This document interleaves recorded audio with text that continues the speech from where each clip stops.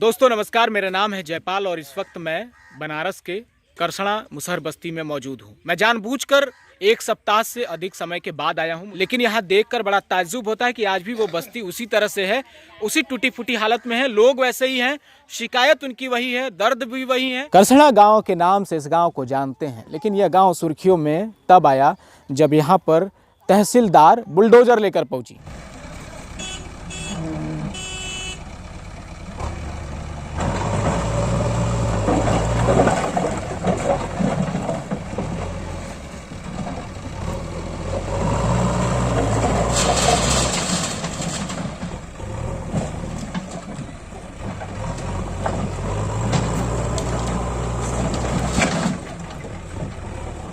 बेटी से पहाड़ों पे चल जाएगा ना ये।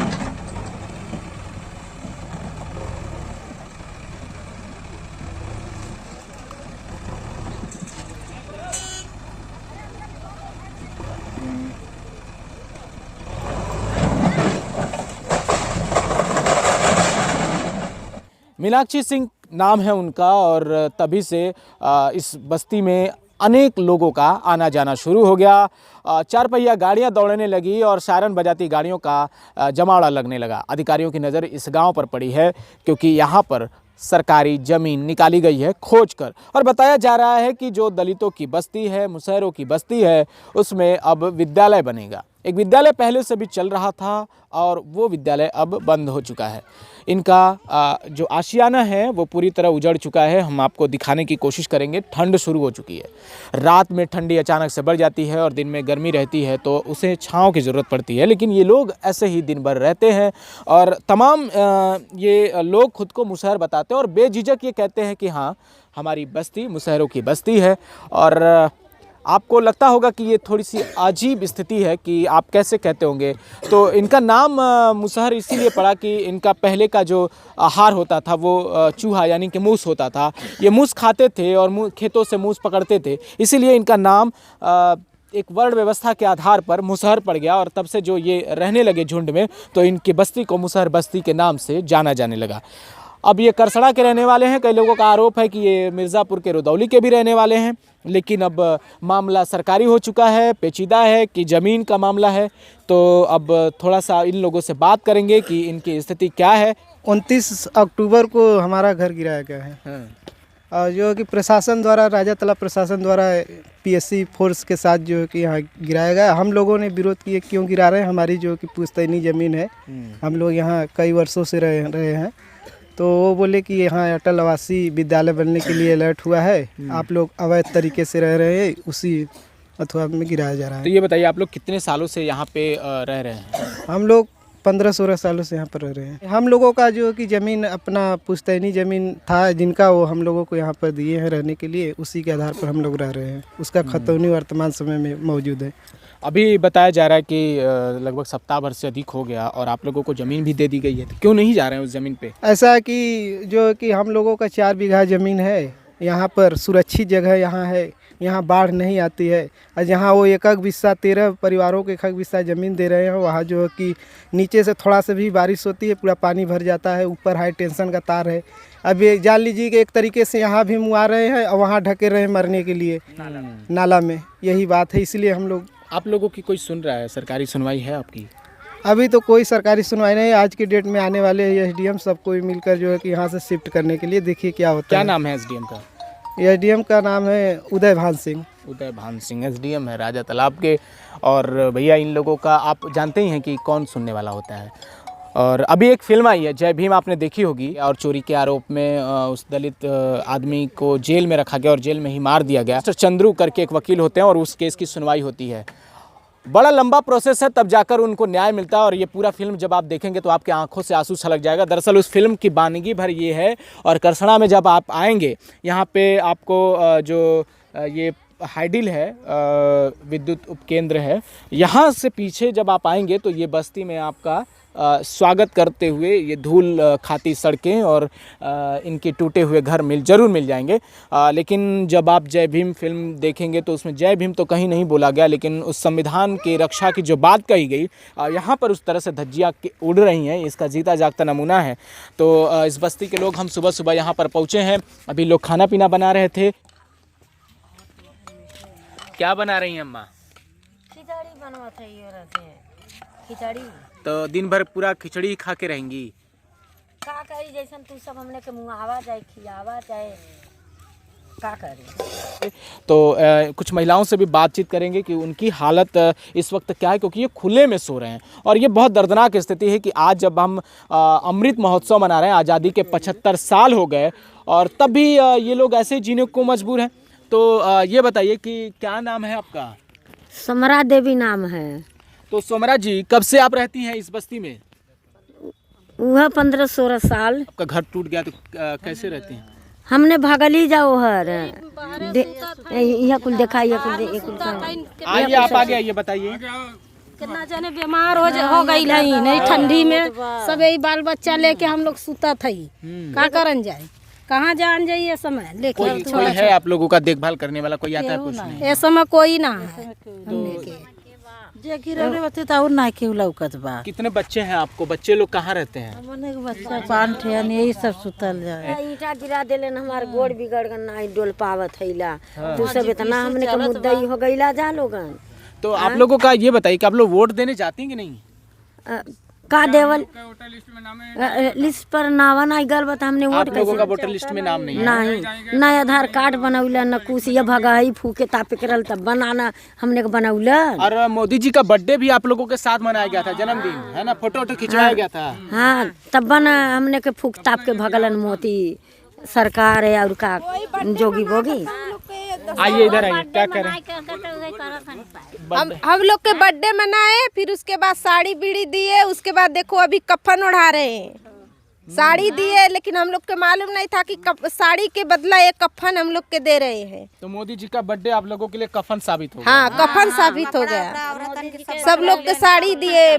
तो ये बताइए, मोदी जी तो हमेशा कहते हैं कि हम गरीबों के लिए काम कर रहे हैं। गरीबों के लिए देखो अभी तो ये हो गया, क्या गरीबों के करते हैं अभी। हम लोग जाड़ा में करत हन, जाड़ा में देखा लड़का कुल मारत हन करत हन। अब चुनाव आने वाला है, हर नेता लोग दौड़ रहा होगा, तो आपके दरवाजे पर कोई नेता पहुंच रहा है कि नहीं? नहीं, कोई नहीं मदद कर रहा है? नहीं, कोई नहीं मदद कर रहा है। तो ये बताइए कि जैसे ये सब कुछ हुआ तो बहुत सारे लोग होंगे जो आप लोगों की मदद करने के लिए भी आ रहे होंगे, तो कैसे लोग मदद कर पा रहे हैं, क्या कह रहे हैं? सर, हम लोग के खाना ये बेचारे वो दे रहे थे जो स्कूल माध्यम से चला रहे थे, रोटी बैंक। हम रोटी बैंक, वही हम लोग को मदद किया थोड़ा। हम लोग के जब से घर गिरा है, एक दिन बाद से वही दिन से खाना हम लोग को पहुँचाए और उसको भी दबाव दिया जा रहा है कि खाना मत दो। हाँ, खाना मत दो, और तुम यहाँ क्यों जा रहे हो, क्यों बहका रहे हो आदमी? तो आप लोगों का खाना बंद हो गया है? खाना बंद हो गया। और सर अगला के कहें कि तुमको लिस्ट बंद करोगे, तो हम लोग कहे सब लोग चलो, तो सब पब्लिक हमारा जो कि हमारा आदमी सब जाने लगे, तो SDM साहब रोक दिए, रुको कोई मत जाओ। तो जब आप लोगों का घर टूटा तो आप लोग क्या कर रहे थे उस वक्त? हम लोग भैया मने करे नहीं माने तो हम लोग भाग के जाते DM का, वहाँ भी अटैक के दे हैं, हम लोग को जाने नहीं दिए। और क्या, उसके बाद हम लोग जाने दे, चलो सब सरकार, योगी जी और मोदी जी की जो सरकार है वो कह रही है कि लगातार हम आप लोगों की मदद कर रहे हैं, आप लोगों के लिए काम कर रहे हैं। हाँ। तो फिर क्यों आप लोगों को ऐसा लगता है कि सरकार ने आपका घर तोड़ दिया है? तो सर जो कि अब मोदी जी के आना चाहिए या मोदी जी को कुछ कहना चाहिए कि तुम लोग का घर कैसे टूटा, क्यों तोड़े, अब बिना नोटिस दिए। नोटिस नहीं मिला था? नहीं, नोटिस नहीं मिला था। एक बाइक लिया के गाड़ी यहाँ खड़ा कर दिया, हम लोग का घर गिरवा दिए। तो क्या नुकसान हुआ है आपके घर? अरे हम लोग का बहुत नुकसान हुआ सर, एक के सामान भी नहीं रह गया, हम लोग को खाने बनाने के लिए नहीं रह गया, होना बिछौना तक नहीं रहा। हम लोग कैसे ये है कि जो रोटी दिया था वही जो कि हम लोग के थोड़ा बहुत कपड़ा लिया के बेचा दिया था, और वही आदमी फंसा रहे हैं, तो हम लोग को अच्छा लगेगा? काम धंधा क्या करते हैं चाचा आप लोग? हम लोग लेबराना करते, मजदूरी मोटा काम साहब, और कोनो क्या करेंगे हम तो लोग। जैसे घर आपका टूटा तो कुछ सामान भी नुकसान हुआ होगा? हाँ हाँ, क्या कुछ हुआ है? कपड़ा लत्ता। हमको तो पहले तो मारे थे 27 तारीख को, सुनो, 27 तारीख को हमको 5 बजे रात को आके धमकी दिए थे गांव वाले, इनका जो कि वो पक्की है ना, वो ललकी, उसका कार्यालय होमगार्ड। तो होमगार्ड भी जानता है कि कौन मारा है कौन नहीं। हमको मारा है, चिन्हा हूँ मैं। हमको 27 तारीख को 12। क्यों मारा गया आपको? कहा कि तुम यहाँ न रहते हो तो धमकी दिया कि तुम निकल जाओ या क्या करो, तो हम तो समझे नहीं उसको क्या करे बदे। हमको जब हम 5:30 बजे शाम को झाँकता था तो हम कहे कि क्यों भी क्या झाँकता है रे, मतलब क्या है तुम्हारा। तो कहा साले तुमको अभी नहीं मतलब बताऊंगा बाद में। कौन था ये लोग? एक गार्ड साहब था, गार्ड साहब से पूछो कि कौन था तो वो नहीं है, उससे गार्ड बताएगा कि कौन था कौन नहीं था। हाँ। तो कितने लोग आप लोग इससे प्रभावित हुए हैं? ये कितने घर टूट गए अभी आप लोगों को? कुल 13 का 13 टूट गया है, 13 जो जहाँ टूटा के तहाँ रहता है। हाँ 13 घर है। ये बताइए कि आप लोग जैसे घर टूट गया तो फिर कहाँ आप लोग पढ़ाई लिखाई करते हो, क्या करते हो? पढ़ाई करते हैं। क्या नाम है? विजय कुमार। तो अभी पढ़ाई लिखाई बंद हो गई होगी? एक विद्यालय भी चलता था बगल में, वो भी वहीं पर चलता था, वो भी टूट गया। वो भी टूट गया है, तोड़ दिए गए। तो ये वो बस्ती के लोग हैं। देखिए इनकी आवाज़ जो है ना वो कभी पहुंचती नहीं है, और मीडिया अब गांव में और इन दलित बस्तियों में आना बंद कर चुका है, और इसका खामियाजा इन लोगों को भुगतना पड़ रहा है कि जैसे तैसे इनके आजीविका का जो साधन था अब वो इनसे छीन लिया गया है। और यही वो लोग हैं जो आपको शहरों में शहर बनाते हैं और आपके मकान को मकान बनाते हैं, लेकिन खुद इनके मकान नहीं होते, इनके चलने तक के लिए रास्ता नहीं होता। और एक विद्यालय चलता था, हम आपको उस विद्यालय के करीब लेके जा रहे हैं, लेकिन पीछे जो तस्वीरें छूटती जा रही हैं वो तस्वीरें ये बयां करती हैं कि असल में भारत की सच्चाई क्या है, दलितों को लोग क्या समझते हैं और किस दर्जे का समझते हैं। ये हकीकत है। जय भीम फिल्म जब आप देखेंगे आपके रोंगटे खड़े हो जाएंगे। दरअसल आपके रोंगटे इसीलिए खड़े होंगे कि आप इन सच्चाई से वाकिफ़ नहीं हैं, लेकिन ये हकीकत है इस बस्ती के लोगों के साथ जो हो रहा है। आप देखिए कि जो ये बोर्ड है जिस पे बच्चे पढ़ते थे, जो इनकी तकदीर लिखने के काम आता था, अब वो पूरा का पूरा विद्यालय धराशायी हो गया है। इधर की तस्वीरें आप देखिए कि ये विद्यालय होता था, ये टूट चुका है, इनके घर टूट चुके हैं, और अब बच्चों का जो भविष्य है वो अंधेरे में है। पिछले 29 अक्टूबर को इनके घर तोड़े गए और अभी तक इनको स्थायी आशियाना देने के नाम पर एक हाई टेंशन के नीचे एक कच्ची टीन शेड बनाकर वो ज़मीनें दी जा रही हैं। और कुछ बच्चे जो यहाँ पर हमें दिखते नज़र आए हैं वो कुछ पढ़ते लिखते नज़र आ रहे हैं। बाबू इधर आओ, क्या नाम है आप लोगों का? नीरज। क्या करते हो? पढ़ाई लिखाई कहाँ कर रहे थे? स्कूल पर। स्कूल तो टूट गया, कहाँ जा रहे हो अब? हम नीचे पढ़ रहे हैं। नीचे कौन पढ़ाने आता था? सर जी। सर का क्या नाम है? वीरभद्र। वीरभद्र जी आते थे? हाँ। आप लोगों को हिंदी पढ़ने आता है? क ख ग घ आता है? अभी नहीं। अभी नहीं आता। ABCD आता है। अच्छा, आप लोगों के घर जब ये आया स्कूल में, जब बुलडोजर तोड़ने आया तो आप लोग क्या कर रहे थे उस समय? उस समय हाँ। देखे थे कि आपका घर स्कूल टूट रहा है? हाँ। तो कैसा लगा आपको? स्कूल टूट गया आपका तो नहीं अच्छा नहीं लगा? गुस्सा आ रहा है? हाँ। तो क्या कहना चाहोगे? बहुत सारे लोग आपको सुन रहे हैं, क्या कहोगे? स्कूल टूट गया आपका? हाँ, स्कूल टूट गया, अच्छा नहीं लग रहा है। अच्छा नहीं लग रहा है कि इनकी बराबरी जो है वो कॉन्वेंट स्कूल के लड़कों से करिए। कैसे करेंगे आप कॉन्वेंट स्कूल के लड़कों से जिनको ये सुविधा तक नसीब नहीं है? बताया जा रहा है कि देखिए एक तर्क और भी है कि यहाँ पर अटल विद्यालय बनाने की जो कवायद है उसके लिए ये पूरा जो बस्ती है वो तोड़ा गया है।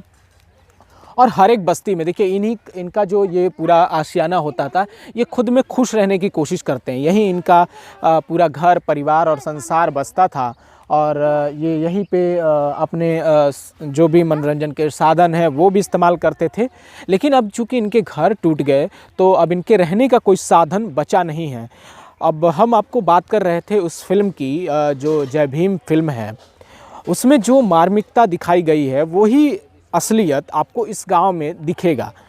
और हम उम्मीद करते हैं कि जो भी सोशल साइंस, पॉलिटिकल साइंस और यूनिवर्सिटीज़ में पढ़ रहे छात्र हैं उनको एक बार इस ज़मीनी हकीकत का जायज़ा लेने के लिए ज़रूर आना चाहिए, क्योंकि किताबी ज्ञान से ज़्यादा ज़मीनी हकीकत उनके जहन में घुस जाएगी। और विश्वविद्यालय के प्रोफेसरों में, वहाँ के लोगों में ये रीढ़ होनी चाहिए कि ऐसे स्पॉट पर ले जाकर छात्रों को उस हकीकत से परिचित कराएं। बाकी के तामझाम के प्रोजेक्ट कराने, प्रैक्टिकल कराने भर से कोई ज्ञान मिलने वाला है नहीं। डिग्री आपकी कूड़े के बराबर है, कुछ भी फ़ायदा नहीं होगा। लेकिन उस बस्ती में जब आप लौटेंगे और यहाँ पर दिवाली नहीं मनाई गई। आप सोचिए कि जब पूरा देश दीपों की रोशनी से जगमग हो रहा था, तब इस गांव में अंधेरा था।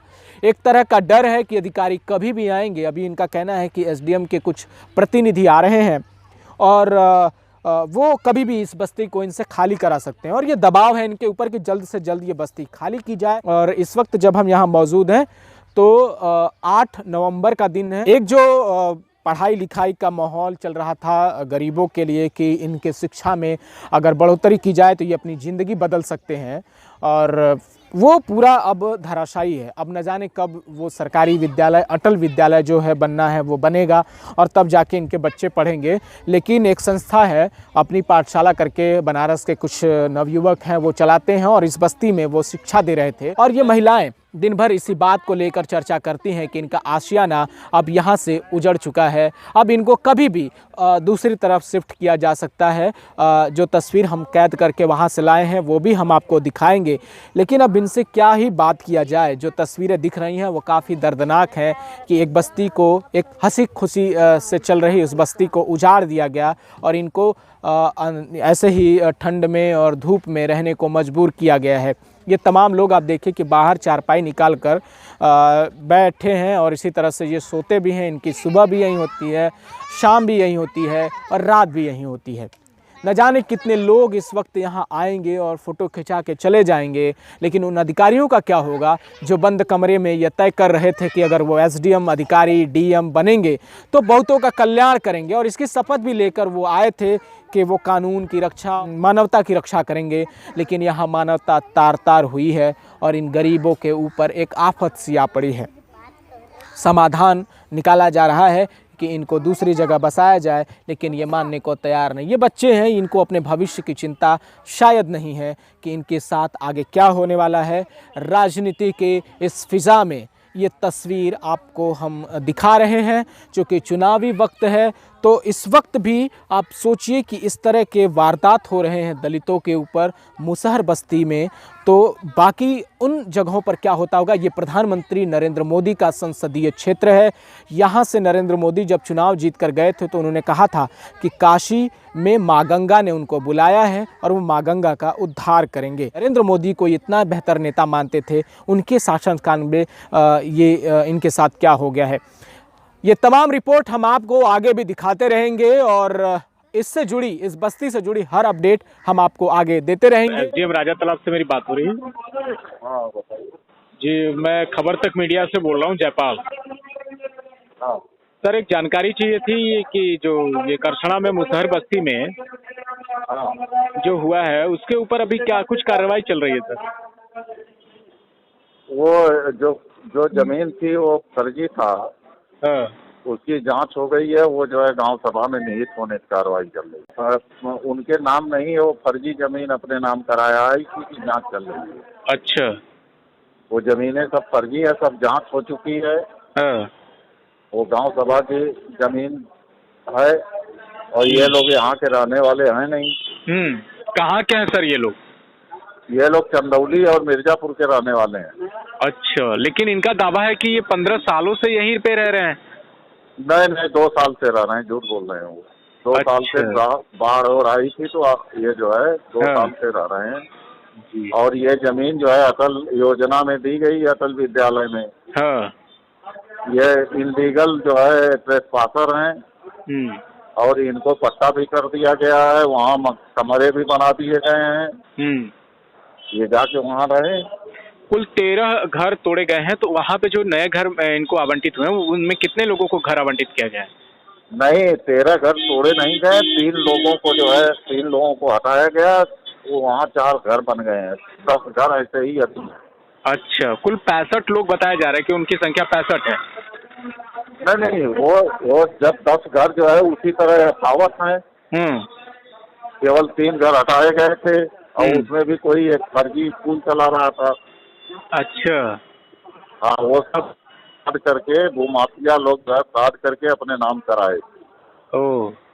उसकी जांच हो गई है और जांचने के बाद वो गांव सभा में निहित हो जाएगा। वही स्कूल की जमीन है, उनकी जमीन नहीं है। सर एक और और स्थायी जिस ये- स्कूल की आप ये- बात कर रहे हैं वो अपनी पाठशाला करके एक एनजीओ है, वो ऐसे लोगों को मुसहर बस्ती में या गरीब तबके के लोगों को शिक्षा देता है। उनका कहना है कि ये शिक्षा बाधित हुई है जब इस पे बुलडोजर चल गया या उसकी तोड़फोड़ हो गई तो। नहीं नहीं नहीं नहीं, वो शिक्षा उच्छा कुछ नहीं देते हैं। वो केवल जो माफिया उसके पीछे जो है कहानी है, नोट कर लीजिए, एक कहानी व्यक्ति है, हाँ। वो भूमाफिया टाइप है। उसने फर्जी जो है अपने नाम जो है अभिलेख में दर्ज करा लिया था।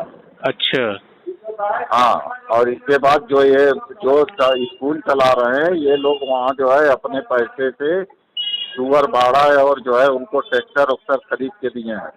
ओह। और जब कार्रवाई ये शुरू हुई है तो इन लोगों को ये खराब लग रहा है कि 20 जो है 20-25 लाख रुपया जो लगाए हैं ये लोग, हाँ। वो इन लोगों का उजड़ जाएगा। भाई वो गरीबों का तो है नहीं, इन्होंने उनको दिया है। तो सवाल ये उठता है सर कि जब उनका वो है ही नहीं तो उन्हें दूसरी जगह जमीन आवंटित करने की क्या जरूरत थी? किसको? गरीबों को, जो मुसहर बस्ती के लोग हैं। वो तो 3 लोगों को हटाया गया तो जमीन 13 लोगों को अलॉट कर दी गई है, सरकारी जमीन। तो जिनको जमीन है ही नहीं उनको अलॉट करने की क्या जरूरत थी? नहीं, किसको जमीन नहीं है? मतलब जिनका वहाँ पे अधिकारी नहीं है, जो आप कह रहे हैं कि वो फर्जी तरीके से रह रहे हैं, फर्जी लोग हैं, तो फर्जी लोगों को फिर दूसरी जगह जमीन आवंटित करने की क्या आवश्यकता थी? जमीन इसलिए आवश्यकता थी कि वो लोग जो है कहाँ जाएंगे। वो उस गांव में जो सरकारी जमीन थी, गरीब लोग हैं, इसलिए उनको जमीन जो है अलॉट कर दी गई। तो ये पक्के तौर पे स्थायी अलॉटमेंट है कि फिर से उनको वहाँ से निकाला जाएगा फिर कभी? नहीं नहीं, अस्थायी है, पट्टा अस्थायी होता है जी। और 3 लोगों की जो हटाया गया था घर, 3 लोगों का मकान भी बनवा दिया गया है वहाँ। अच्छा। वो ये भूमाफिया लोग उनको चढ़ाए हैं कि वहाँ ना जाओ, वो जाने को तैयार भी हैं। तो सर वो भूमाफिया चिन्हित है, कौन लोग हैं ये आप लोग जानते हैं? अरे हाँ चिन्हित है, तो उनके खिलाफ कार्रवाई हो रही है ना अभी। अच्छा। हाँ, वो लोगों के खिलाफ कार्रवाई होगी जी, क्योंकि वो जो है जमीनों का हेरा फेरी करके जो है किए हैं, सब जांच हो चुकी है उसकी। हाँ। और वो जमीन जो है बेच भी रहे हैं ये लोग। तो वो सब जमीन असल जो है विद्यालय में चली जाएगी, तो इनका बेचना ये लोग खुद बाहर हो जाएंगे। ठीक है सर, जानकारी देने के लिए बहुत बहुत शुक्रिया। तब तक के लिए आप हमारे साथ बने रहिएगा, देखते रहिए खबर तक। बहुत बहुत शुक्रिया, धन्यवाद।